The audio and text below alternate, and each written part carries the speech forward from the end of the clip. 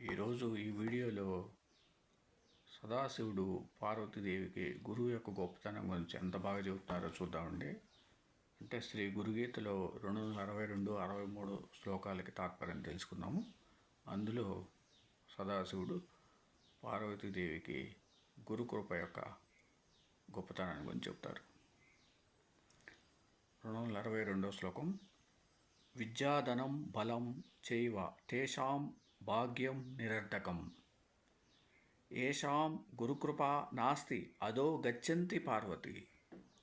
263వ శ్లోకం. బ్రహ్మ విష్ణుచ్చ రుద్రచ్చ దేవాచ్చ పితృ కిన్నరాః సిద్ధచారణ యక్షాచ్చ అన్యే చ మునయో జనాః.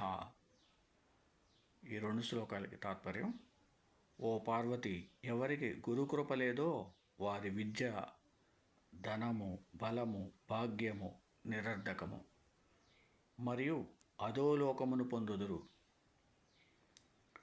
బ్రహ్మ, విష్ణువు, రుద్రుడు, దేవతలు, పితరులు, కిన్నరులు, సిద్ధులు, చారణులు, యక్షులు, ఇతర మునులు వీరందరి కృపయున్నయును గురుకృప కూడా అవసరము.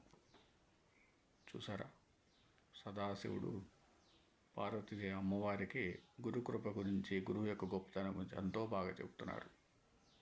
అది ఇవన్నీ తెలుసుకోకుండా బాబా గారిని విమర్శిస్తున్నామంటే మనం ఏ స్థితిలో ఉన్నామో అర్థం చేసుకోవాలి.